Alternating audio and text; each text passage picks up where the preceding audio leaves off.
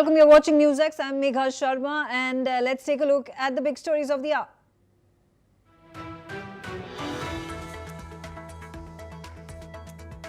Violent protests in Nepal have escalated. There are 22 people that have now died. The death toll has risen after 2 protesters were killed. Prime Minister of the country, KP Oli, has resigned. He is likely to flee the country. President Ramchandra Poodle has accepted his resignation.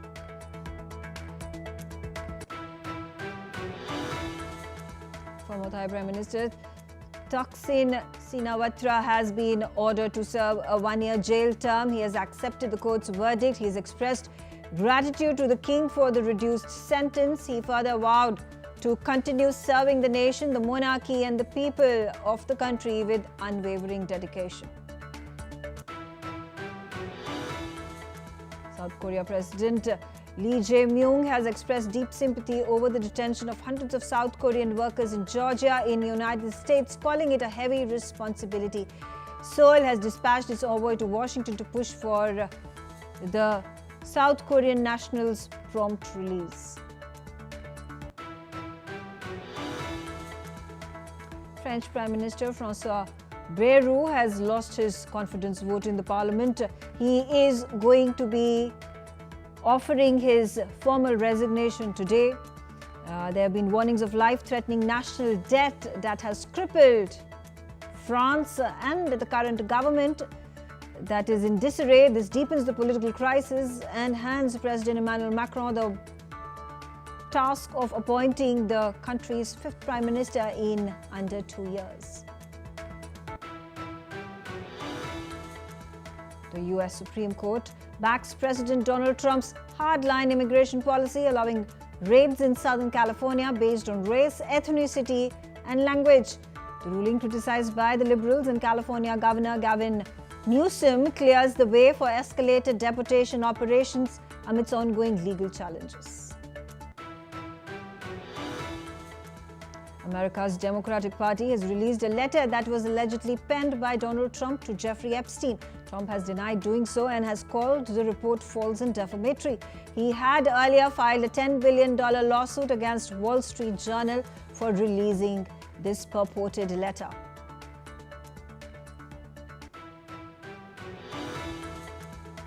Israeli Foreign Minister Gideon Sa'ar has said that the European countries could establish a Palestinian state on their own territory. He said recognizing Palestine is going to only lead to more unrest and instability in the Middle East. This comes as the UK, France and Belgium reaffirm support for state recognition ahead of the UNGA later this month. Chinese President Xi Jinping has met Portuguese Prime Minister, expressing willingness to strengthen strategic communication and cooperating on safeguarding the global free system. Portugal has urged Xi Jinping to leverage China's close ties with Russia to push for peace in Ukraine.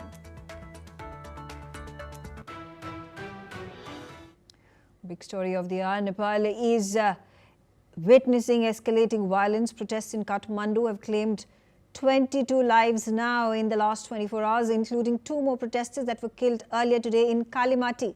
There are 90 people that are being treated at the civil service hospital. Demonstrators have attacked the former Prime Minister Sher Bahadur Deuba and Foreign Minister Arzu Rana Deuba. Gautam Mukherjee is on the telecast with me. Gautam, the death toll has now increased to 22. 2 more protesters have died in the vicinity of Kathmandu.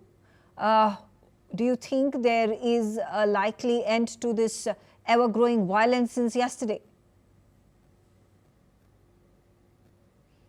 All right, so those are visuals on your screens, fresh visuals coming in where the demonstrators have actually gotten themselves arms and they are targeting the public offices, the Supreme Court, the Parliament of the country, as well as the residences of the top ministers, including the Prime Minister, the Foreign Minister, Home Minister, as well as the Congress Party Chief of Nepal.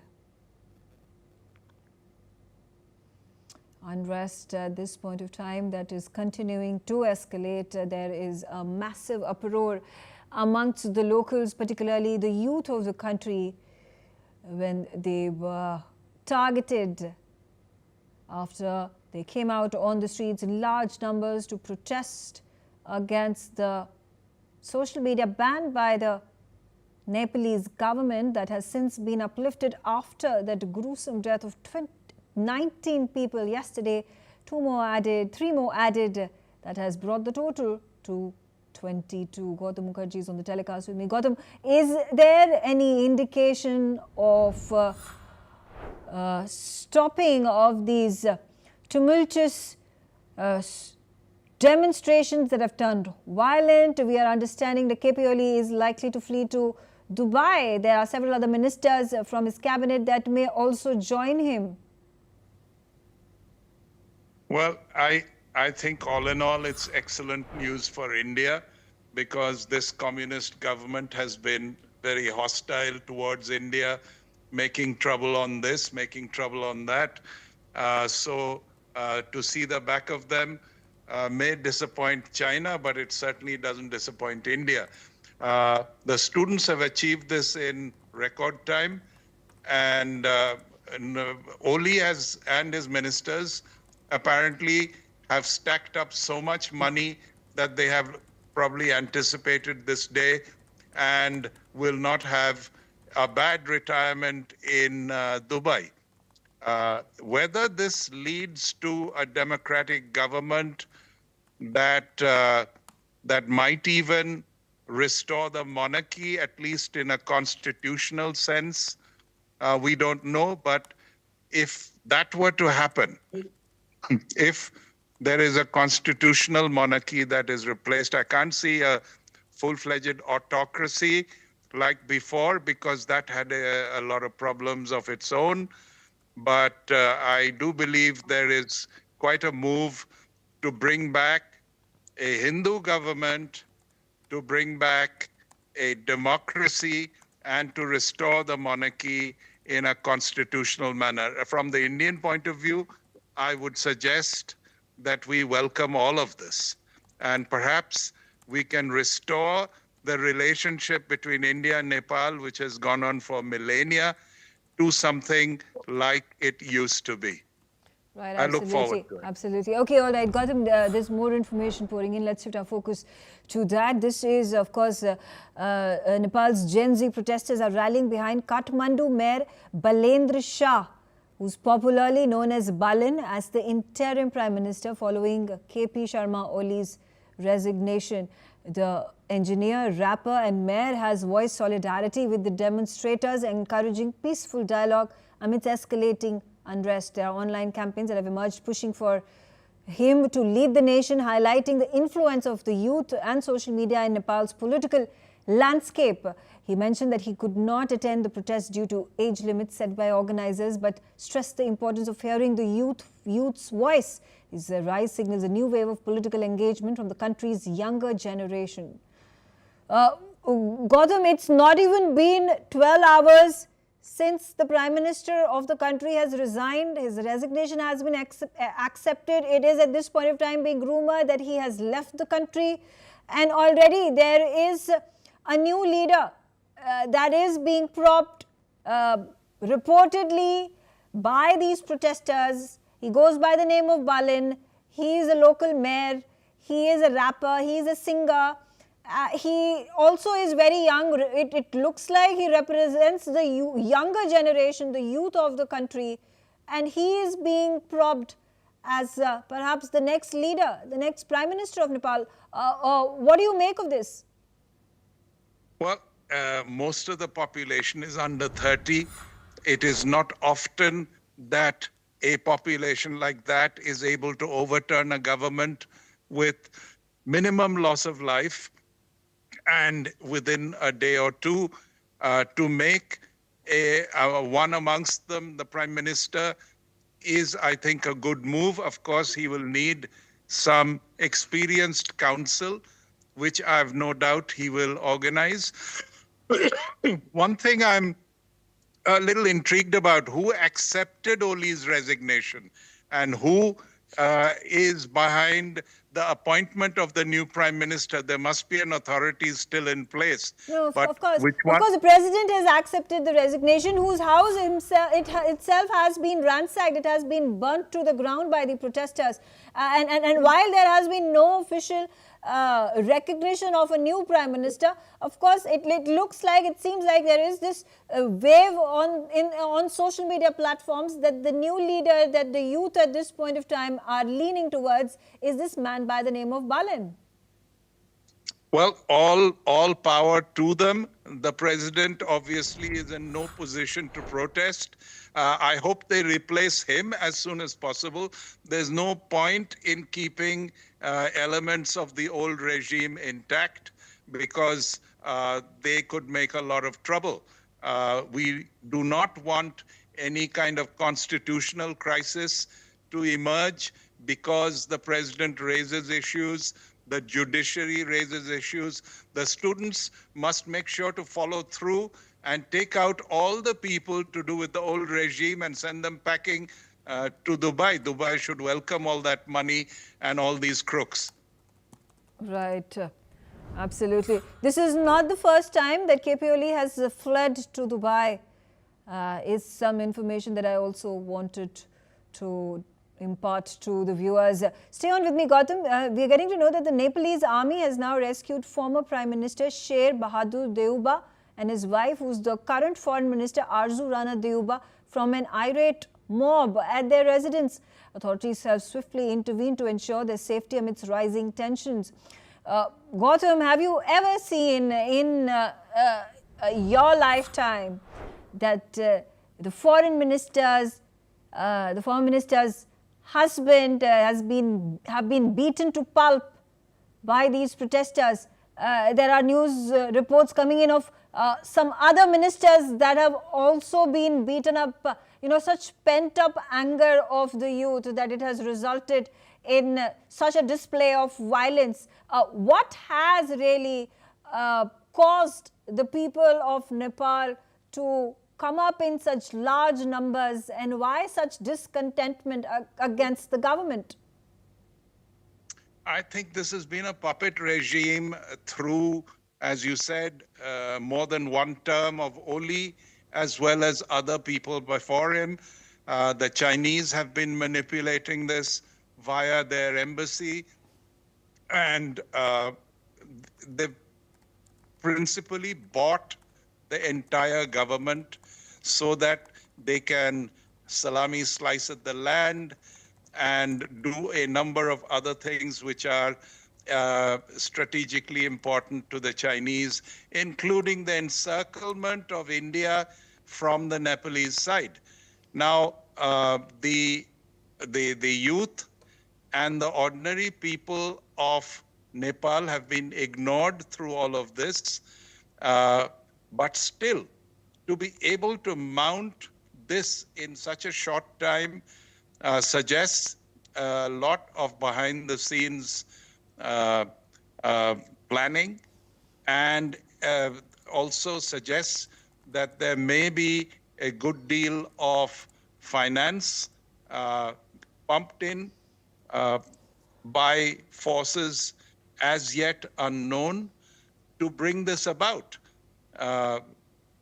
The fact that various of the ministers have either been killed or roughed up and their houses burnt down, the parliament burnt down, shows the extent to which they had lost touch with the pulse of the people, and the people have now made it very clear. It is similar to what happened in Bangladesh, similar to what happened in Sri Lanka. So it does suggest that there is a pattern to this, and it may involve foreign forces for reasons that will become apparent as the time goes on. But insofar as it goes, from the Indian point of view, unless a worse government takes over, and it doesn't look like it with the youth involved, we welcome it. Stay on with me, Gautam. More information pouring in. All right, Air India and Indigo both, the airlines have announced the cancellation of several flights on the Delhi-Kathmandu Delhi route. Even the Mumbai-Kathmandu route, there have been a number of flights that have been cancelled at this point of time as violent protests continue for the second day in different parts of Nepal. The Air India spokesperson has stated that they are closely monitoring the situation and will share further updates. Gautam, there, halting of flights at this point of time, a judicious move, keeping in mind there is such massive outrage and of course, the Nepalese army at this point of time very closely guarding the international airport in Kathmandu. Actually, though, that is the airport from where a number of choppers are being have been transporting the ministers, have transported KP Oli to unknown places.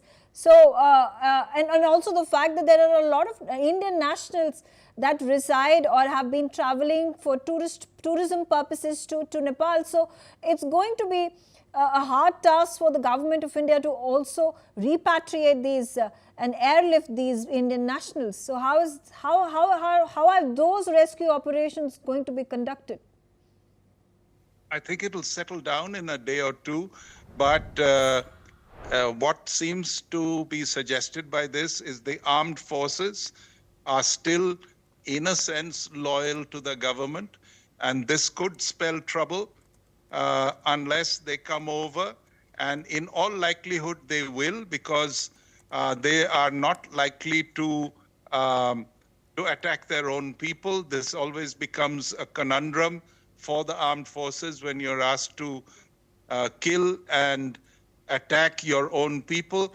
So if the armed forces come across, then I would suggest that this situation will be brought under control by the new government in a fairly quick time, and we will be able to repatriate all our people and resume flights.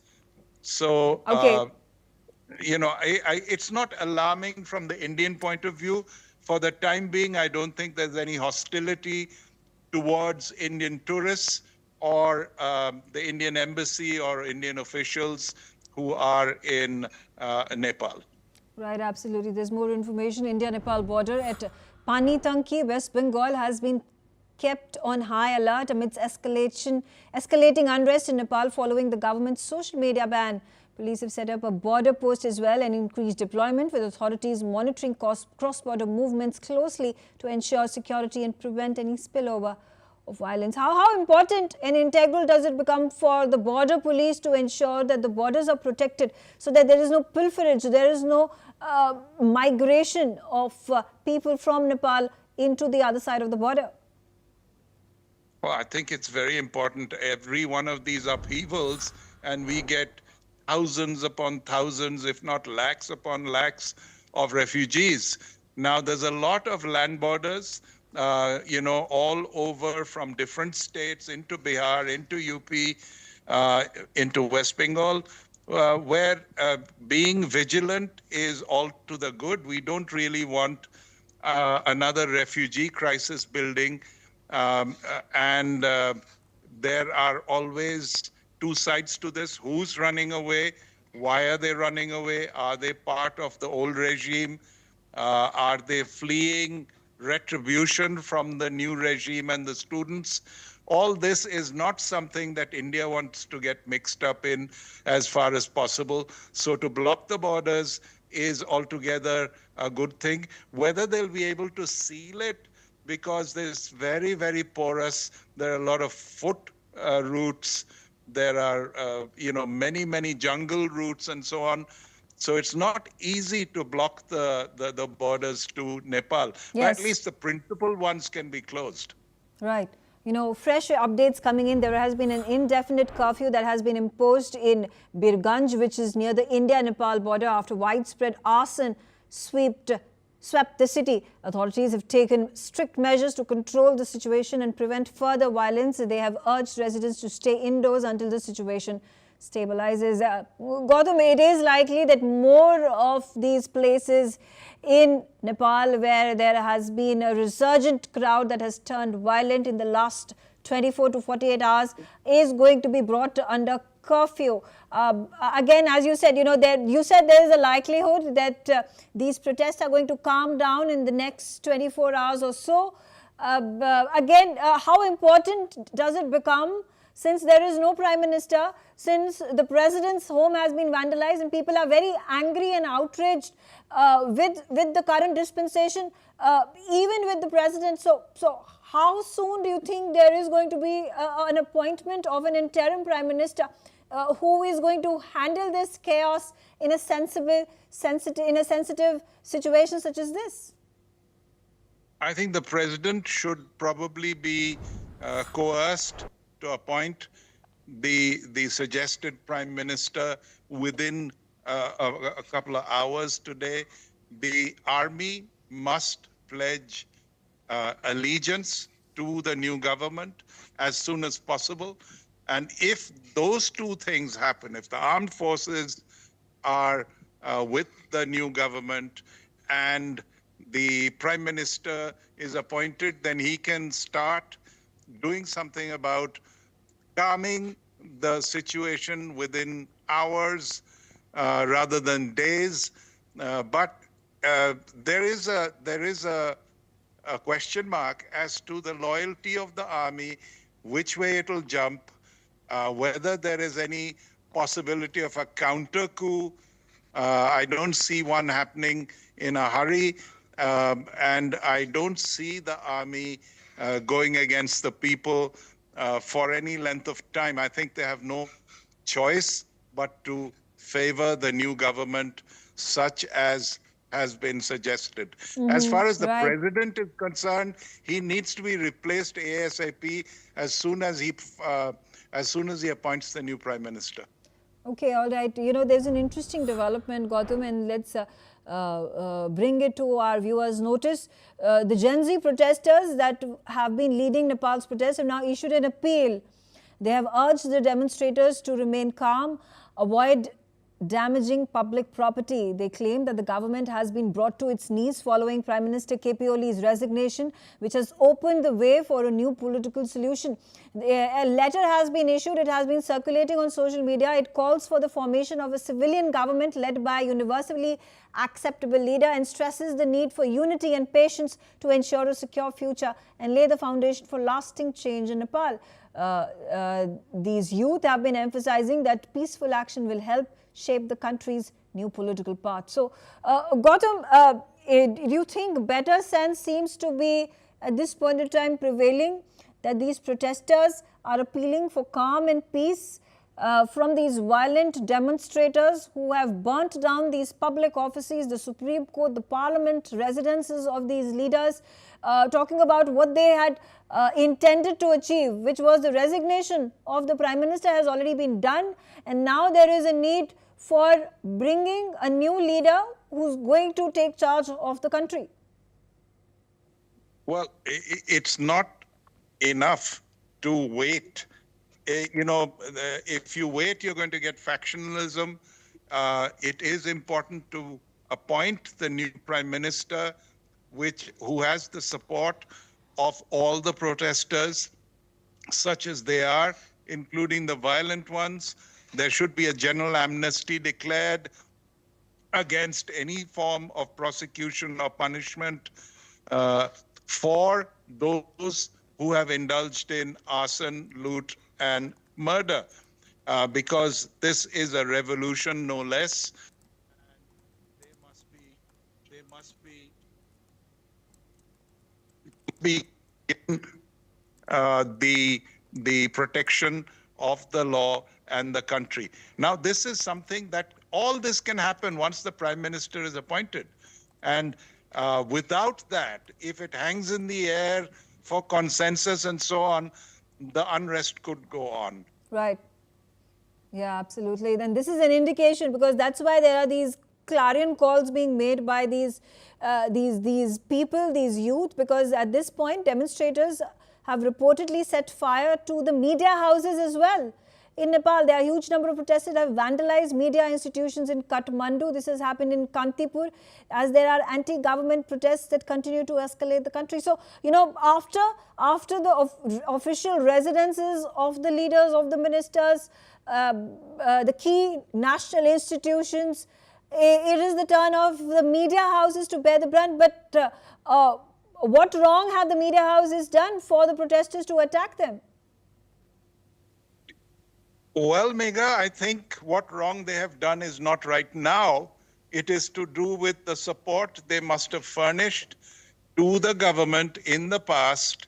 They are seen as being in cahoots with the former government that has been deposed and probably corrupt in terms of their reporting and the reasons for their reporting. So that is why they, the protesters are attacking them in a targeted manner. Here again, there are reporters and reporters, some who have leaned towards the old regime will have to go. New people will take their place. This is a full-fledged revolution. It may be a small country, but from everything you're telling me, this is not something that is half-baked or, sectional or sporadic. Because it's a small country, you take over Kathmandu, you take over Pokhara, you've basically taken over the country. And that is what has happened. Right. But the army and the armed forces, that's the question mark in my head. I haven't heard much about that. And that is the main fulcrum on which the whole thing can turn, besides the judiciary. Because I think the government has been effectively destroyed. If the media is also, at least the ancien regime media has also been destroyed, that leaves the armed forces and the judiciary. Where are they thinking? What are they saying? Where do they lean? Right, absolutely. Thank you, Gautam, for joining me on the telecast, sharing inputs on this developing story. There is a hope that at this point of time persists, that the violence will quell, especially after the resignation of K.P. Oli, the Prime Minister of Nepal, against whom people have risen in large numbers on the streets. Destruction of property, 22 people have died, and chaos has ensued in Nepal. Shifting our focus to the Ukraine-Russia conflict, where the Ukrainian President Volodymyr Zelensky has shared footage showing bodies scattered following a Russian strike on the town of Yarova. This is in Donetsk, claiming at least 20 civilians were killed. The attack occurred as pensions were being distributed. Zelensky described the strike as brutally savage and called on the European Union and United States to take stronger action against Russia. He warned that additional international support is crucial to protect Ukrainian citizens and ensure accountability for ongoing violence, stressing the urgency of assistance to prevent further civilian casualties. Japan says that 3 of its nationals were detained in a U.S. immigration raid targeting a Hyundai facility in Georgia in the United States, where over 470 workers were taken into custody. Japanese Foreign Minister Takeshi Iwaya made the announcement, stating he would not release further details to protect the individual's privacy. South Korean media reports that around 300 of those detained were South Korean nationals, and in response, South Korea has reportedly started preparing to dispatch a chartered plane to the United States as early as possible to repatriate its citizens. Japan's Chief Cabinet Secretary Yoshimaya Hayashi has confirmed that Tokyo has been in contact with Seoul regarding the matter, adding that Japan will continue to take appropriate diplomatic measures to safeguard its citizens abroad. Dr. Sanjay Kumar on the telecast with me. Dr. Kumar, situation very delicate at this point of time, even as the Supreme Court has given massive support to the Trump administration, particularly with regards to the ICE raids that are taking place in Los Angeles. This is an order that came in only yesterday. And now this entire crisis where the South Korean leadership is scrambling to bring back the migrants that have been detained. Japan also at this point of time, jumping into the situation and talking about its neighborly duty to help Seoul in repatriating these migrants, these South Korean nationals who were working in that Hyundai facility in Georgia. How do you think this situation is going to be evolving, and how can it best be? How can a resolution best be brought about? The resolution temporarily is in process, and tomorrow morning they are going to be sent back to South Korea.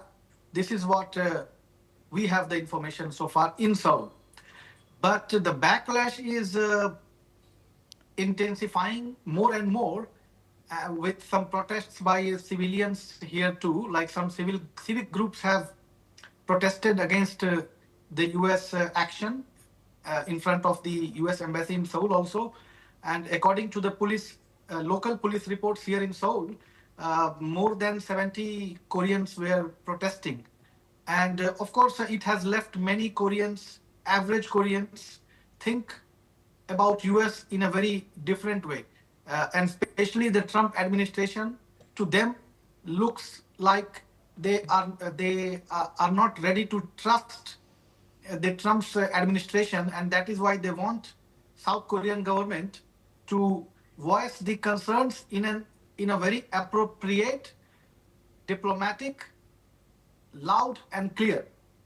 Because of that, President Lee Jae-myung and Cho Young, the foreign minister, they are working day and night to resolve this issue and learn a lesson so that in coming years, because many projects are in pipeline, so they want to take a lesson and make sure and send a signal, not signal, but disseminate perception and commitment to Korean people that such actions will not be repeated. Right. Because civic groups here are trying to galvanize anger against the US by bringing this military base existence in Korea as well as the embassy in Korea and terming them illegal. So the South Korean authorities as well as people here don't want to escalate more, but they want to resolve this issue as soon as possible. Right. And tomorrow, and on last note, many the family members of those who are detained are in not going through good time. They are in trauma. But tomorrow they are going to be back. This is what is we have been informed. And LG Energy Solution is going to pay for the charter flight. This is all. Okay, all right. Thank you. Thank you very much for giving us that important piece of update. Shifting my focus, there's fresh updates coming in. Lebanon's Foreign Minister Youssef Raghi has announced that the Lebanese army will fully disarm Hezbollah near the Israeli border within 3 months' time. The army chief, Rodolphe Heiker, has presented a 5-stage plan to the government aimed at ensuring that all weapons are monopolized by the Lebanese state. The first phase targets the area south of the Litani River, approximately 30 kilometers from Israel, and is expected to be completed by November this year. The government hopes this measure will strengthen state authority and reduce armed militias' influence while maintaining stability along Lebanon's southern border. Israel has issued a series of warnings for the residents of Gaza, telling them to evacuate immediately before it intensifies its air strikes and ground operations in the city. Israeli Prime Minister Benjamin Netanyahu told residents of Gaza City to evacuate, saying troops are being assembled to enter the Palestinian territory's main urban center. ביומיים האחרונים 50 מגדלים כאלה נפלו. חיל האוויר הוריד אותם. עכשיו כל זה רק מבוא, רק ספתח לפעולה העצימה העיקרית, וזה תמרון קרקעי של כוחותינו שמתארגנים עכשיו ומתכנסים לתוך העיר עזה. ולכן אני אומר לתושבי עזה, אני מנצל את ההזדמנות הזאת ותקשיבו לי טוב, ראו הוזהרתם. The Israeli Defense Minister Israel Katz has also issued a final warning. In a post on X, he wrote that a powerful hurricane will strike the skies of Gaza City and the roofs of the towers will shake. Palestinians are protesting in Gaza, vowing to not leave after the Israeli army dropped leaflets ordering evacuation over the city. Listen in to some of the locals in Gaza who continue to protest against the military coup by Israel on their territory. جئنا إلى هنا حتى نرسل رسالة إنه إحنا في غزة على حالة الثبات والصبر والصمود، وإنه غزة هذه المدينة الجميلة ستبقى صامدة صابرة. ما حدث في شمال غزة وفي رفح وفي خان يونس اليوم سيحدث في غزة، لكن ما يختلف هنا أن الشعب كله في غزة سيبقى صامدا ثابتا. مش طالعين لو طلعت الروح مش طالعين. كل ما نسعى إليه أن نعيش بكرامة. نحن هنا باقون في غزة كبقاء شجر الزيتون، كبقاء جبل النار وجبل المطار في فلسطين. لن نترك غزة لأن الجنوب ليس بأمن من غزة، وغزة ليس آمنة كالجنوب، ونحن قررنا أن نبقى هنا في غزة. سنموت واقفين ولن نركع إلا لله عز وجل. The Israeli military has instructed Gazans to move to the designated humanitarian zones in the Al-Mawasi area along the coast of southern Gaza. I'm joined by Ali Mohammed Abushbak. He's an independent Palestinian researcher. He's joining me from Cairo in Egypt. Thank you very much. And what do you make of the current state of affairs? The Palestinians are defiant, but there have been warnings that have been issued, leaflets and pamphlets being distributed by the military forces in Israel to evacuate from the designated places and shift to the southern part of Gaza. Thank you, Omega, for having me. The things on the ground is completely different of what you're hearing about. Since yesterday night, Israel intensively bombarding the area in northern part of Gaza City. Today now also it's targeting the south part of west part of Gaza City as well, Al-Mukhabarat high-rise area. Also, I talked to several of civilians who's under the attack. Yesterday night it was one of intensive bombardment at night. So I talked to several of civilians. Why you don't want to evacuate? They said there is no space in Mawasi Khan Yunis. More than 80,000 civilians, they are settling down in Mawasi Khan Yunis from Rafah and from Khan Yunis itself. So the civilians from Gaza City, if they will go there, there is no space for them. Then where they should go? It's a very small place, and okay. It's documented more than 1,900 Israelis attack at that Mawasi Khan Yunis, which is called the humanitarian zone or humanitarian area. So the thing says there is no safe place. So most of the civilians, they said, if there is no space, there is no safety in South Gaza. So why we should we leave? Why should we go? Or the most difficult question, where we should go?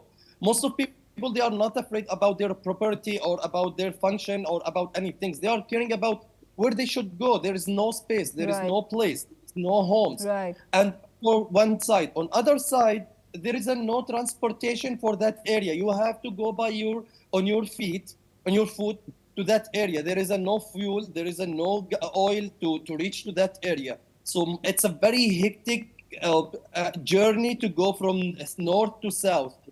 Ultimately, 10% only from the Gazan civilians, from the Gaza City who displaced, and they are now shelterless. Israel deliberately tried to put pressure on the civilians, on the people, by targeting a high-rise area, a high-rise building, like what we have seen yesterday and the day before yesterday and today, making them shelterless and force them to evacuate. But there is no space in South Gaza. What they should do? Okay. They are, yeah. You know, a situation where the people of Gaza, the civilians at this point of time, in a desperate situation, they have no way out at this point of time, being forced by the military to shift to the rehabilitation and shelters that have been built for them in the southern part of Gaza. Thank you, Ali, for giving us those updates, sharing your insights. Moving on, let's shift our focus back to the Nepal unrest, because there are more developments coming in. Amidst the wave of protests, we're getting to know that the Nepalese president himself, Ramchandra Pudal, has relinquished his post. This is after protesters have been demonstrating on the streets against government's decision to ban social media platforms.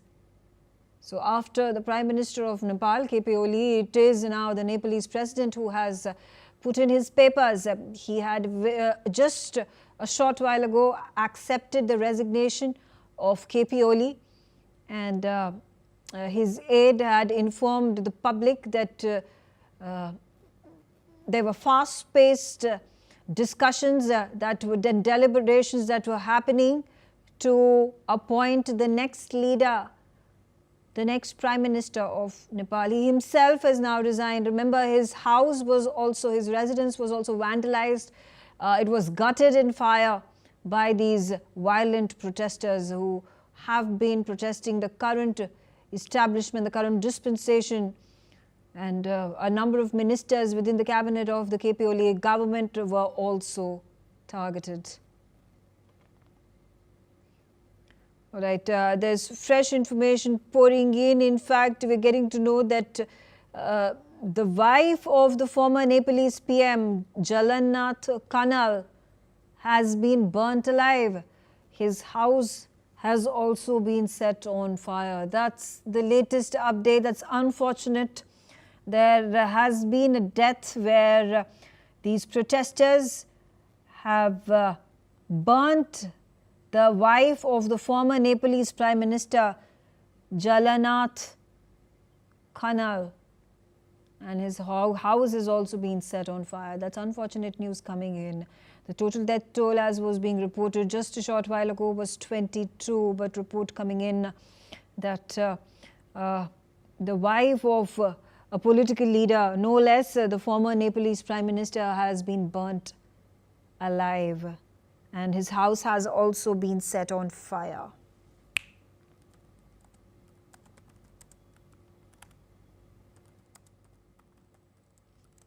This comes in wake of calls that are now being made by protesters, these youth who had come onto the streets, and they are asking their fellow mates, they are asking these demonstrators to calm down, to not take law into their own hands, to not destroy public property. But here's news of one death of a political leader's wife. She has been burnt alive. What are going to be the consequences of this death that has been reported? It's unfortunate news pouring in. Nepal continues to be a burning. It is distressing news that has been coming from the neighboring country with which India shares its borders.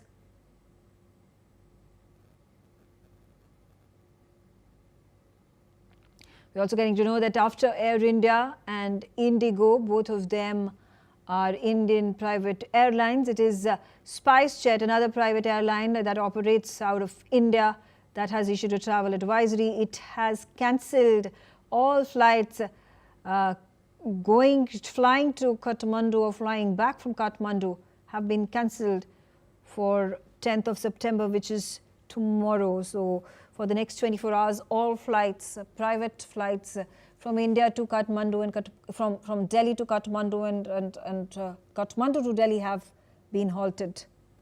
Situation very grim at the moment.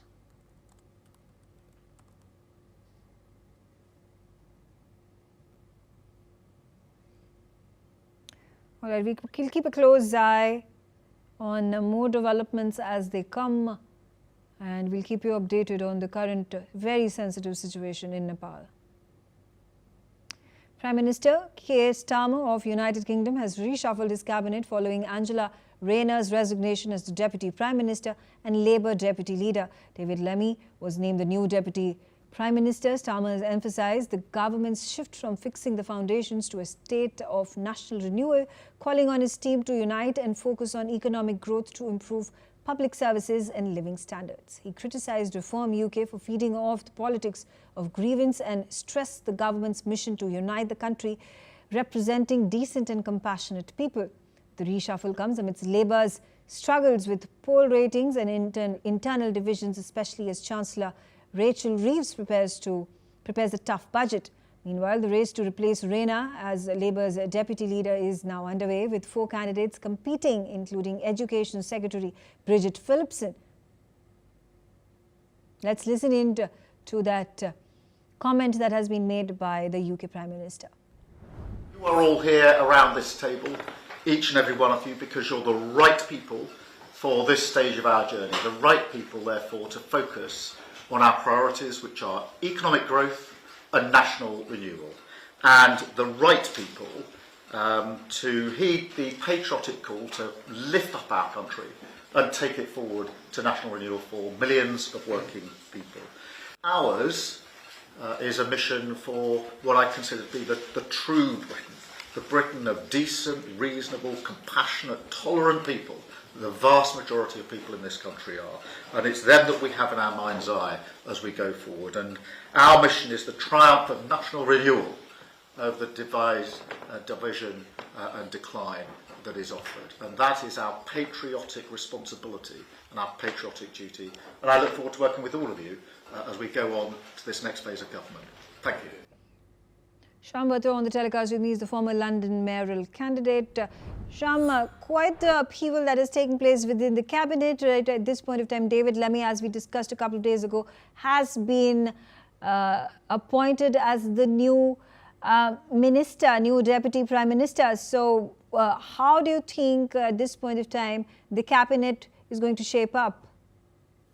Well, as I can tell you, Labour's had a traumatic start to the beginning of what I call a shambolic state. The country is in pain. The people don't like them. They have Starmer has excluded us with freedom of speech, which is a terrifically bad position. I mean, as you probably know, with the riots last year, people that were saying things not so good possibly were put into prison, and people like paedophiles and others were taken out of the system. They can shuffle and reshuffle as much as they want. I simply don't agree with David Lammy being a deputy prime minister and also a justice secretary. They've got 600 MPs. Why does he need to take two roles? That means two lots of money, two lots of things, two lots of expenses. And as far as I know, up to the end of last year and this year, he's racked up an expenses bill of over £800,000. So you tell me, I mean, the way our country is going in an unsystematic state. There is no system. Everything is broken. He's left the Chancellor still as the Chancellor. She hasn't got a clue about money, yet she said she served in the Bank of England. I can only say that this is ending up into a very, very shambolic state. Our country needs good leader, good supportive action, go out and get business in the world, make friends with everyone. Instead, they're friends with one part of Ukraine. And then they're not friends with the Russian side. Yet England should have taken a stance to have been neutral in a lot of things. We have our own problems in our country. We have poverty in our country, which is rife. There are people stealing from the supermarkets and stuff. No one is doing anything about it. The police have been given very lax powers. You know, as long as it's not over £200, let's just say, they can steal as much as they want.